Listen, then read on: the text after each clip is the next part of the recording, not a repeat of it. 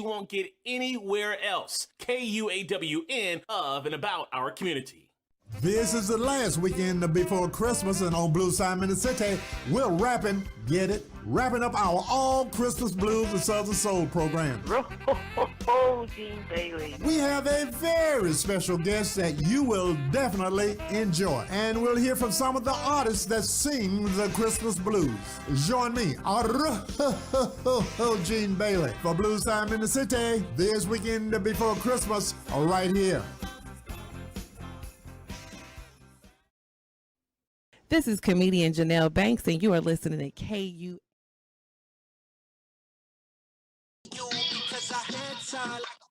Tiptoes, baby, you think a little too small. I got big goals, baby, ain't where the money at. Look, I just need the info. Pronto, I go and get it and split it with my kinfolk daily. And I'm the type of that might change my number on you. Yeah, that's how you. So that is mood. I want to put myself in the mood for Women's History Month. It is a party. It is a celebration. I am Ina P. Montgomery of Urban Tech, and I am a Digi sis in a Digi world. We are in day 11 of March, which is Women's History Month.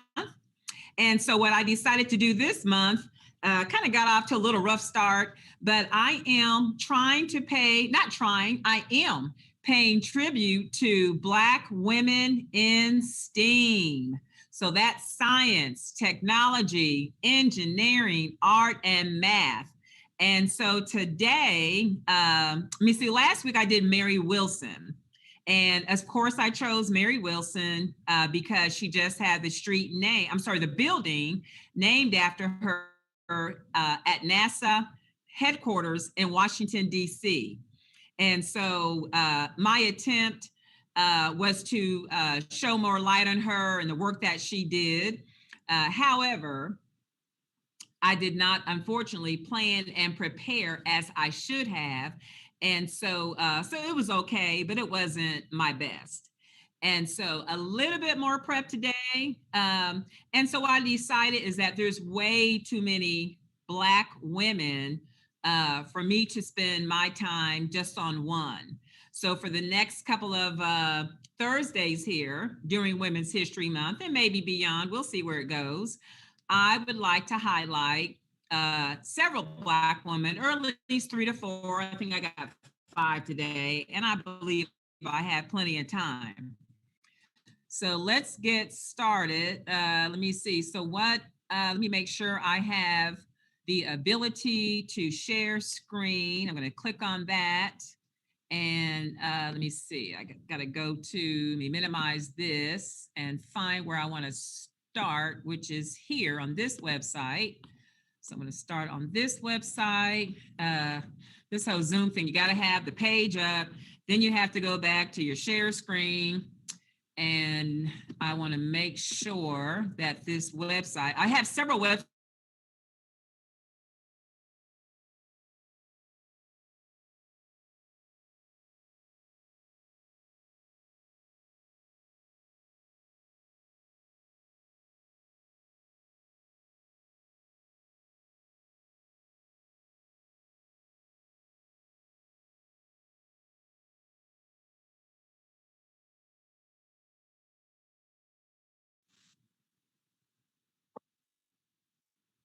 Okay, did I lose you? I froze, okay. Let me try screen share again. Hopefully it's not this website kicking us off. Am I still here? All right, so I'm on the Vibe website, as you can see, and this is the article, 7 Black women scientists, doctors, and inventors that you need to know. So we know that our history is not taught in schools. Black history is what I'm referring to. And so we know that we have to take a little effort to find out more. We have to do the research to find out. And so just reading what it has here, Black women have contributed greatly to STEM, despite being grossly underrepresented in the field. According to a 2017 report by the National Science Foundation, Black women and men hold less than 5% of managerial positions within STEM. So you guys know my work here at Urban Tech is to what? Help close that digital literacy divide, and to do what? Urban Tech's logo is what? A power button. And my caption says, I am powering the next gen, meaning the next generation of STEAM professionals. And so my work is to help address this less than 5% of Black women and men holding managerial positions in STEM. So going on to read here, it says in 2016, Black women made up only 2.9% of students earning bachelor degrees in STEM. But thanks to films like Hidden Figures, which illuminated stories of pioneers like Katherine Johnson, Dorothy Vaughan, and Mary Jackson that I paid tribute to last week, it heightened the attention on STEM careers, and the conversation surrounding women in science continues to grow. So here we go. The first person, and I've known about her for some time, this is Dr. Patricia Bath. And she's a noted physician inventor, actually a graduate of Howard University College of Medicine, and she became the first Black doctor to land a medical patent, which she received in 1988. So for some of you young kids, 1988 seems like a long time ago, but in my world and my age, it really is not. For the laser phaco probe, which is a device used to treat cataract patients. She also became the first Black person to complete an ophthalmology residency in the United States, and then later became the first woman to chair an ophthalmological program, and the first female ophthalmologist to be appointed to faculty at the famous, however you want to, renowned UCLA's Jules Stein Eye Institute. So as you see, for a short time period, over the course of her career, Dr. Patricia Bath has done a lot. And so let me see, do I have the right person up? Trying to switch pages here because I found is this her? No. Oh, wow. Right here. This has got to be her. All right. So here is an earlier picture of her. And Dr. Bath actually died in 2019. So she lived from 1942 to 2019. And here are some of her achievements. Discovered and invented a new device and techniques for cataract surgery known as laser phaco. I hope I'm pronouncing that correct. And so if you read down here in her bio, it says here in this paragraph that as a young intern, shuttling between Harlem Hospital and Columbia University, this was in New York, Bath was quick to observe that at the eye clinic in Harlem, half the patients were blind or visually impaired. So at the eye clinic at Columbia, by contrast, there were very few obviously blind patients. So she noticed, in Harlem, got a lot of blind patients, which is of course mostly Black. Go over here to Columbia, not so many. What's the issue? And so it says this observation led her to conduct a retrospective epidemiological study. So this is why I'm not in medicine. Which documented that blindness among Blacks was double that among whites. She reached the conclusion that the high prevalence of blindness among Blacks was due to lack of access to ophthalmic care. As a result, she proposed a new discipline known as community health, community medicine, and clinical ophthalmology to offer primary care to underserved populations.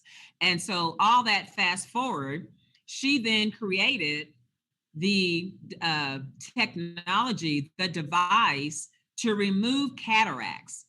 And so I, as a diabetic, and I think I've mentioned this before, after a long period of time, if your diabetes unfortunately is out of control, it will affect your eye health. And so my eye health did get affected. My vision was foggy. And so I had to have what's called my cataracts removed. And so then I had done some research, and that's when I initially found out it was because of a Black woman, Dr. Patricia Bath, who was responsible because of the disparity between the white patients at Columbia University and the Black patients at Harlem, as I read earlier, in seeing that blindness was more prevalent for Blacks. And so she came up with a process or a procedure to remove that fogginess out of our retina so that we can see clear. And so after I had my cataract surgery, I now still wear glasses, but I only need them from up close. And then it's like the lowest version of is 1.0. So it's basically not even having glasses on, but it was due to that cataracts being removed. So thank you. And we're paying tribute to Dr. Patricia Bath. You guys need to go check her out if you're not aware of her, because she was definitely a pioneer. All right, moving on to the next. Now, I've never heard of her. This was Dr. May Edward Chin, and she reigns out of Barrington, Massachusetts. This is like way back in the day. Now, I can't say that about her because this is in 1896 when she went on to become the first Black woman graduate from New York's Bellevue Hospital Medical College. She was also the first Black woman to intern at Harlem Hospital and the first woman to ride in the hospital's ambulance during an emergency calls.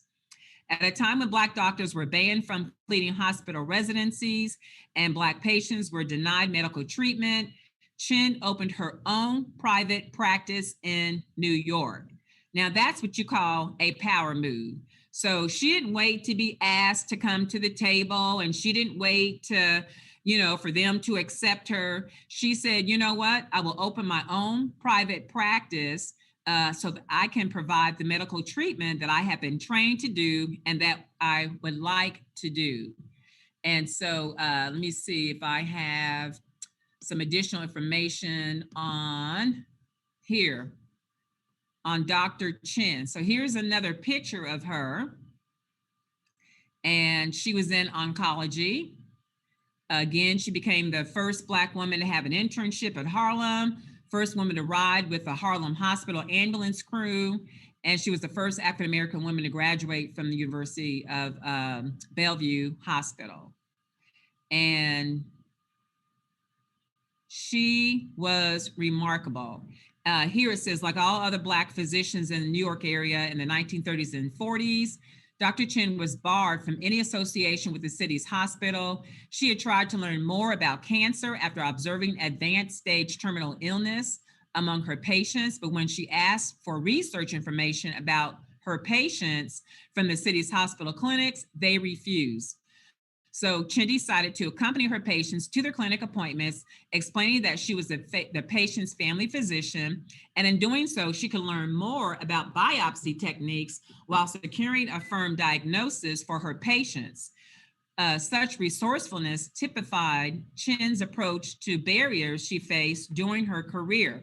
So as we see, this is way back in the day. She did not allow those barriers to stop her from doing what she did.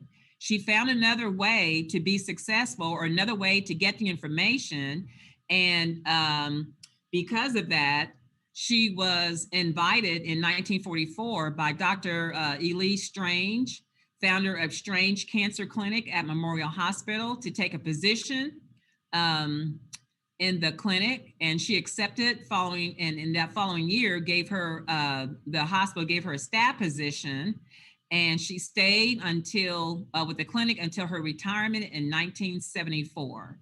While there, Chin promoted cancer screening methods for non-symptomatic patients, routine Pap smears, and the use of family medical histories to predict cancer risk.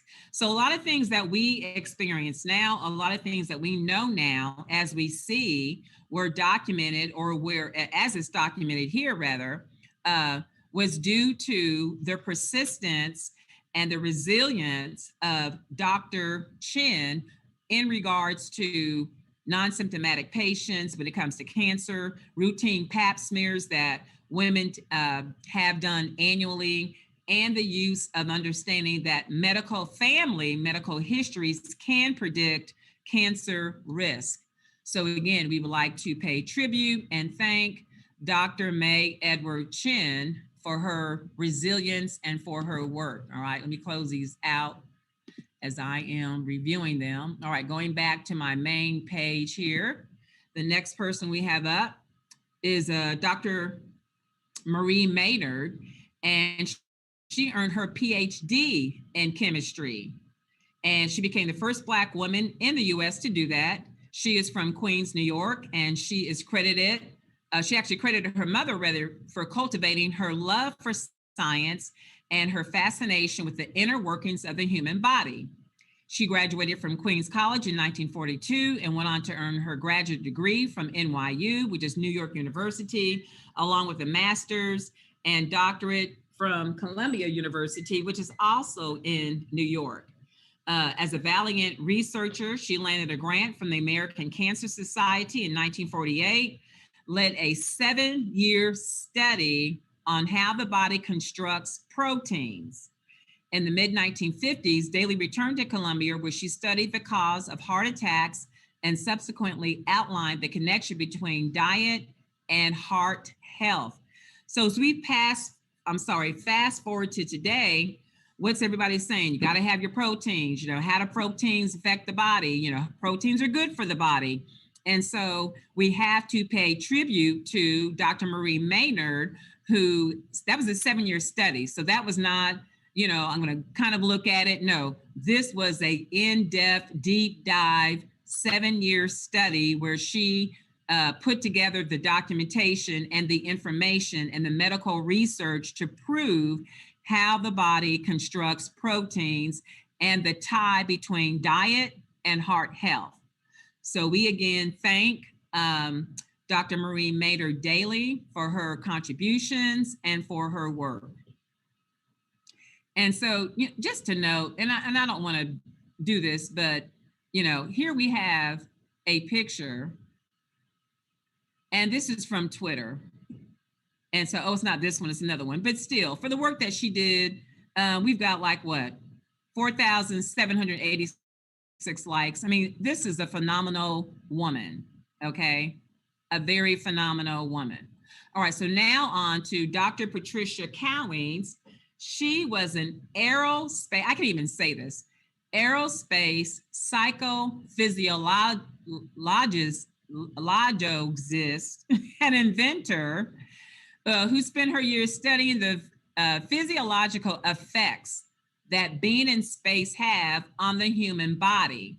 So it's one thing for Katherine Johnson, Mary Jackson, Dorothy Vaughan to be behind the scenes of just getting America to space. But here we have Dr. Patricia Cowheads, who's doing what?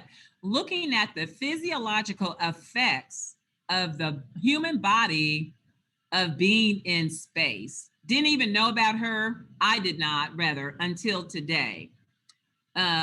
Looks like she's a native of Bronx, New York, graduate of UC Davis, which is University of California. She's the first woman to be trained as a NASA scientist astronaut. All right, so that's a whole different realm, a NASA scientist astronaut. And in 1997, she invented the autogenic feedback training systems and methods, which can be used to help humans voluntarily control 24 bodily reactions, including breathing, heart rate, and sweating.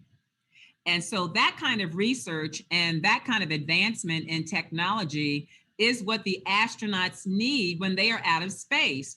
They have to be able to monitor and have a steady heart rate. You know, they can't have a heart attack. That includes their breathing. They have to be able to, you know, inhale, exhale at a normal rate. And then they have to be able to control their glands and so that the sweating is at a minimum. Cowheads, it says, currently works as a researcher at the NASA's Ames Research Center in the Human Systems Integration Division and is the lead investigator of the Psychophysiological Research Lab. Who'd have thunk? that was even a profession.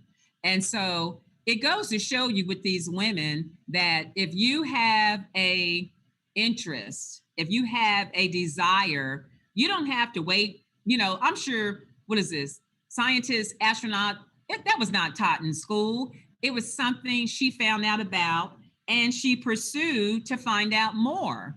And so that's what you have to do. And to me, these days with the internet, there is no reason why anybody cannot be successful. All right, the next person is here, Dr. Latanya Sweeney. All right, another woman, very sharp. Here, she's an award-winning computer scientist and professor of government and technology in residence at Harvard University. She is best known for co-introducing the theory of anonymity. I need to have somebody on here with me. I can't pronounce these words. But according to her website, her mission is to create and use technology to assess and solve societal, political, and governance problems. In 2001, Sweeney became the first woman to earn a PhD in computer science at MIT, or as they have spelled out here, Massachusetts Institute of Technology. So that's some serious stuff. You get a PhD from MIT. And so I think I've got her right here. Her website's already pulled up. So I need for you guys to go check that out so you can find out more information on your own. It talks about her prior success, her timeline. This is just really fascinating. She now is the director of data privacy, of the Data Privacy Lab at Harvard University. She's got some corporate affiliations. And yeah, definitely worth checking out Dr. Latanya Sweeney, PhD from MIT. All right, moving on to finish up my list here. Valerie Thomas. Now I knew about her. It's been a couple of years, but here's a picture of Ms. Thomas. She's a retired physicist and inventor who began her professional career as a mathematical / data analyst at NASA. So we see kind of the trend here. A lot of these women's getting their career started at NASA, and we know it's hard to get into NASA. So, the average Joe, and I'm not gonna call myself average, not me, but the other average Joe person, we just can't roll up into NASA with our little resume and saying, hey, I'm here to work, I wanna do something. No, you gotta come with something, because NASA, as we know, is known for research. They're known for advancement. And so they need those critical minds there. She's a Maryland native, worked her way up to NASA's imaging processing team for Landsat. And she which is the first satellite to send multispectral images used to examine the Earth's resources from outer space. Again, no small puff. She also invented the illusion transmitter, for which she received a patent in 1980. The device, which is still used by NASA to this day, produces three-dimensional optical illusions by way of two concave mirrors and light rays. So a phenomenal person, Valerie Thomas. You guys need to look her up. Here is her, I'm not sure which page I'm on. I think this is the article from NASA. She did, looks like retired back in 1995, but so much a patent, contributions to research and to the technology that she created that is still being utilized at NASA today. So please take some time to find out about this physicist and inventor, Valerie Thomas. All right, moving on to Donna August, and I'm hoping I'm pronouncing that right, but she's doctor. She discovered an interest in engineering when she was young. And during the 1980s, she worked as a software engineer. Now, this woman is phenomenal. She worked as a software engineer for a company called IntelliCorp, prior to becoming lead as a software engineer at Apple Computers. Well, guess what she did at Apple? She held multiple patents for her work on the Newton Personal Digital Assistant, or PDA, which is considered an early inclination of Apple's iPhone and iPad. You all, I did not know about this woman until today. I have read a lot about the iPod and the generations or the evolution to the iPad, the iPhone. This was my first hearing about Donna August. And so you all may have, but I will admit I had not. So she went on to found Freshwater Software, which is a Colorado company that provides software solutions to maintaining and monitoring web applications, which she sold to Mercury Interactive for, just $147 million in 2001. She is the founder of the August Research Group and has been a champion of diversity in STEM. And so I'm just blown away. Let me see, I'm going to click on this link here. And you guys should be able to see that, not sure, but this is her group. This is her website about what she does. And it says that they do research involving sensors and actionable data science. We are also advocates for diversity in STEM education. So again, another person worth checking out. Let me see, I have another page here. Oh, this is just, what is this? Wikipedia. And so you can go here, and by now with Wikipedia, you always have to kind of vet and make sure what they have up there is accurate. So you always have to, you can read Wikipedia, but always, check your sources and look for two or three more websites that may have that information. So that is my show for the day. I paid tribute. Let me see if I can do a recap here, get this thing out my way. All right, so I started with, and you need to get your notebook out, Dr. Patricia Bath, cataract invention on the process of removing cataracts from the eyes. Then we moved on to Dr. May Edward Chin, who opened her own private practice when she was not allowed to practice. Dr. Marie Maynard earned a PhD in chemistry and went on to do several things in STEM. And then we've got Dr. Patricia Cowheads, who was a scientist astronaut and responsible for how the body basically responds when it's in space, how to help humans voluntarily control their bodily reactions, breathing, heart rate, and sweating. Dr. Latanya Sweeney, who is an award-winning computer scientist and professor, became known as the first Black woman to get her PhD at MIT. Y'all notice that I like saying that. I like the rhyme. Valerie Thomas, who was a physicist and inventor, and this whole thing about inventing the illusion transmitter. She received a patent in 1980. And I've talked before about way back in the day, all the number of Blacks who just constantly had patents. And so we got to get back to that because our minds are so powerful. And we really need to be tapping into what God has purposed us for and what he has given us. And we need to get it out there because these women were not shy. And because they did get their patents out, the world, not just America, but the whole world can benefit from their research and from their knowledge. And then definitely not lastly, but the person, Donna August, PhD, again, a hidden figure. I would consider her a hidden figure because who knew she was at Apple Computer, and who knew, like I said, until today, sadly to say, I was not aware of her.